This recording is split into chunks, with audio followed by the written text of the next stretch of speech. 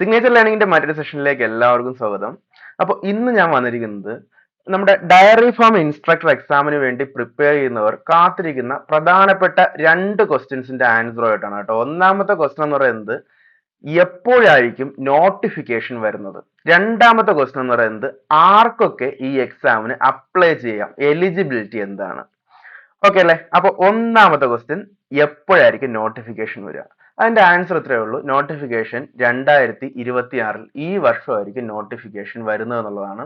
ഏത് മാസം വരും എന്നുള്ളത് നമുക്ക് വളരെ സ്പെസിഫിക് ആയിട്ട് പറയാൻ പറ്റത്തില്ല. എന്നാൽ ഒരു കാര്യം നമുക്ക് ഉറപ്പിച്ച് പറയാൻ പറ്റും, 2026 നോട്ടിഫിക്കേഷൻ വരും. അതിന്റെ കാരണം എന്ന് പറയുന്നത്, ഒന്ന്, ഈ 2026 നോട്ടിഫിക്കേഷൻ വന്ന് 2027 എക്സാം നടന്നാൽ മാത്രമേ നമുക്ക് എന്ത് ചെയ്യാൻ പറ്റത്തുള്ളൂ, അടുത്ത നിലവിലെ റാങ്ക് ലിസ്റ്റിന്റെ കാലാവധി കഴിയുമ്പോഴത്തേക്കും പുതിയൊരു റാങ്ക് ലിസ്റ്റ് വരാൻ പറ്റത്തുള്ളൂ. ആ ഒരു പാറ്റേണിലാണ് ഇതിന്റെ എക്സാം നടന്നു വരുന്നത്. നിങ്ങൾ ശ്രദ്ധിച്ചാൽ മനസ്സിലാവും, 2016 എക്സാം നടന്നു, അത് കഴിഞ്ഞ് 3 വർഷങ്ങൾക്ക് ശേഷം 2019 എക്സാം നടന്നു, വീണ്ടും 3 വർഷങ്ങൾക്ക് ശേഷം 2022 എക്സാം നടന്നു. പിന്നെ ഒരു പാറ്റേൺ നോക്കുമ്പോഴത്തേക്ക് 2025-26 വർഷത്തിൽ ഇത് എക്സാം നടന്ന വർഷമല്ല, നോട്ടിഫിക്കേഷൻ വന്ന വർഷമാണ്. 2025-26 നോട്ടിഫിക്കേഷൻ വരേണ്ടതാണ്. ഓക്കെ അല്ലെ? എന്തായാലും 2026 എക്സാം ഉണ്ടാവത്തില്ല, 2027 എക്സാം ഉണ്ടാവുള്ളൂ. കാരണം 2026 എക്സാം കലണ്ടർ എല്ലാം ആൾറെഡി പബ്ലിഷ്ഡ് ആണ്. അപ്പോൾ അതിന്റെ ആ ഒന്നാമത്തെ ക്വസ്റ്റിന്റെ ഉത്തരം ഇത്രയേ ഉള്ളൂ. 2026 ഈ വർഷം തന്നെ നോട്ടിഫിക്കേഷൻ ഉറപ്പായിട്ടും വരും. 2027 സ്റ്റാർട്ടിങ് ആ ഒരു മന്തിൽ നമുക്ക് എക്സാം പ്രതീക്ഷിക്കാം. അപ്പോൾ ഒരു പ്രധാന പ്രശ്നം എന്ന് വെച്ചാൽ, നോട്ടിഫിക്കേഷൻ വന്ന് വളരെ കുറച്ച് സമയം മാത്രമേ നമുക്ക് പ്രിപ്പറേഷന് സമയം കിട്ടത്തുള്ളൂ. അതുകൊണ്ട് തന്നെ നമുക്ക് നോട്ടിഫിക്കേഷൻ വരുന്നതിന് മുൻപ് തന്നെ പ്രിപ്പയർ ചെയ്ത് തുടങ്ങണം. കാരണം അത് ഉറപ്പായിട്ടും വരാൻ പോകുന്ന ഒരു നോട്ടിഫിക്കേഷൻ ആണ്, അതിൽ യാതൊരു സംശയമില്ല. രണ്ടാമത്തെ കാര്യം എന്ന് പറയുന്നത്, ഇതിന്റെ ക്വാളിഫിക്കേഷൻ എന്താണ്, എലിജിബിലിറ്റി എന്താണ്.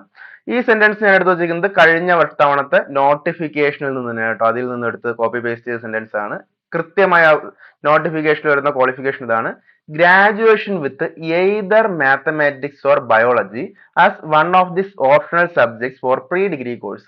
പ്രീ ഡിഗ്രി എന്ന് പറയുമ്പോൾ അറിയാലോ, നമ്മുടെ ഇപ്പോഴത്തെ ഹയർ സെക്കൻഡറി ആണ്. ഹയർ സെക്കൻഡറിയിൽ മാത്സോ ബയോളജിയോ ഒരു സബ്ജക്റ്റ് ആയിട്ട് സയൻസിൽ പഠിച്ചിട്ടുണ്ടാവണം. ഹയർ സെക്കൻഡറി കോഴ്സിൽ മാത്സോ ബയോളജിയോ പഠിച്ചിട്ടുണ്ടാവണം. പിന്നെ ഒപ്പം എന്തും വേണം, ഗ്രാജുവേഷൻ വേണം. ചുരുക്കി പറഞ്ഞ ഇത്രയേ ഉള്ളൂ. ഗ്രാജുവേഷൻ എന്ന് പറയുന്നത് ഡിഗ്രി, എനി ഡിഗ്രി ആവാം. ഇന്ന സബ്ജക്റ്റിൽ തന്നെ ഗ്രാജുവേഷൻ വേണമെന്നില്ല. ഫിസിക്സോ കെമിസ്ട്രിയോ മാത്സോ ഏത് ഗ്രാജുവേഷൻ വേണമെങ്കിലും ആവാം, എനി ഗ്രാജുവേഷൻ. പിന്നെന്താണ്, ഒരു കണ്ടീഷനേ ഉള്ളൂ, +2 സയൻസിൽ +2 മാത്സ് അല്ലെങ്കിൽ ബയോളജി, രണ്ടും പഠിക്കണമെന്ന് നിർബന്ധമില്ലേ, മാത്സ് അല്ലെങ്കിൽ ബയോളജി ഒരു സബ്ജക്റ്റ് ആയിട്ട് പഠിച്ചിട്ടുണ്ടാവണം.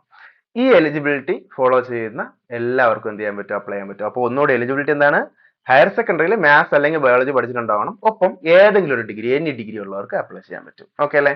അതിന്റെ നോട്ടിഫിക്കേഷനിൽ വളരെ കൃത്യമായിട്ട് പറഞ്ഞിട്ടുണ്ട് എലിജിബിലിറ്റി എന്താണ്, ക്വാളിഫിക്കേഷൻ ഞാനിപ്പോൾ പറഞ്ഞ സെയിം സെന്റൻസ് തന്നെയാണ്.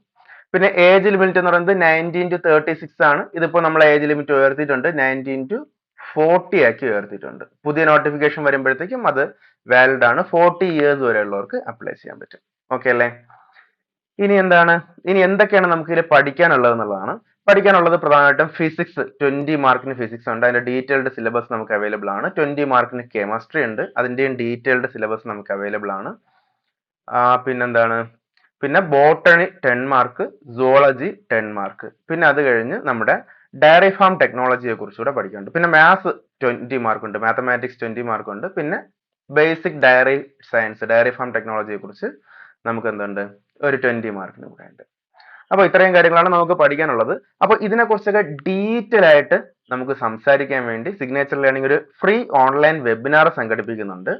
അപ്പോൾ ആ വെബിനാറിൽ രജിസ്റ്റർ ചെയ്യാൻ താല്പര്യമുള്ളവർ ഈ വീഡിയോയുടെ കീഴിലുള്ള ഗൂഗിൾ ഫോം ഫില്ല് ചെയ്യുക, അല്ലെങ്കിൽ DFI വെബിനാർ എന്ന് നമ്മുടെ ഈ നമ്പറിലോട്ട് വാട്സപ്പിൽ മെസ്സേജ് അയച്ചാലും മതി. ഏതെങ്കിലും ഒന്ന് ചെയ്താൽ മതി കേട്ടോ. ഒന്നുകിൽ രജിസ്റ്റർ ചെയ്യാം, അല്ലെങ്കിൽ ഇതിലോട്ട് മെസ്സേജ് അയക്കാം. ഓക്കെ.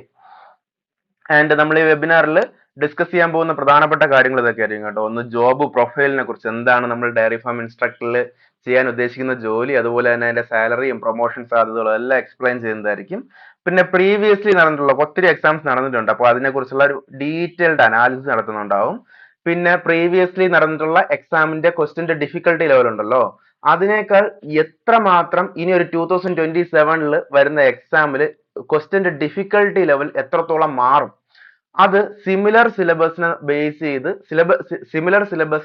ചെയ്തുള്ള എക്സാംസിന്റെ ക്വസ്റ്റ്യൻ പേപ്പറിൽ ഉണ്ടായ ഡിഫിക്കൽട്ടി ലെവൽ അനലൈസ് ചെയ്തുകൊണ്ട് അതിനെക്കുറിച്ച് ഒരു അനാലിസിസ് നമ്മൾ നടത്തുന്നതായിരിക്കും. ഒപ്പം ഓരോ സബ്ജക്റ്റിന്റെ എക്സ്പേർട്ട് ടീച്ചേഴ്സ് അതത് സബ്ജക്റ്റിന്റെ സിലബസിനെ കുറിച്ച് ഒരു ഡീറ്റെയിൽഡ് അനാലിസിസും ഓരോ സബ്ജക്റ്റിനും വേണ്ടിയുള്ള റെഫറൻസ് ബുക്സും നിങ്ങൾക്കൊന്ന് സജസ്റ്റ് ചെയ്യുന്നതായിരിക്കും. അതുപോലെ തന്നെ കൃത്യമായ ഓരോ കാറ്റഗറി ഓഫ് സ്റ്റുഡൻസിനുള്ള സെപ്പറേറ്റ് ഡീറ്റെയിൽഡ് ഉള്ള സ്റ്റഡി സ്ട്രാറ്റജി നിങ്ങൾക്ക് വേണ്ടി പറഞ്ഞു തരുന്നതായിരിക്കും. ഇതൊക്കെ ആയിരിക്കും വെബിനാറിൽ നമ്മൾ പ്രധാനമായിട്ടും പറയുക. സോ വെബിനാറിൽ പങ്കെടുക്കാൻ താല്പര്യമുള്ള എല്ലാവരും ഇപ്പോൾ തന്നെ ഗൂഗിൾ ഫോം ഫില്ല് ചെയ്യുക. അതുപോലെ തന്നെ അല്ലെങ്കിൽ നമ്മുടെ ഈ നമ്പറിലോട്ട് വാട്സപ്പിൽ മെസ്സേജ് അയക്കാം. ഓക്കെ അല്ലേ? So thank you.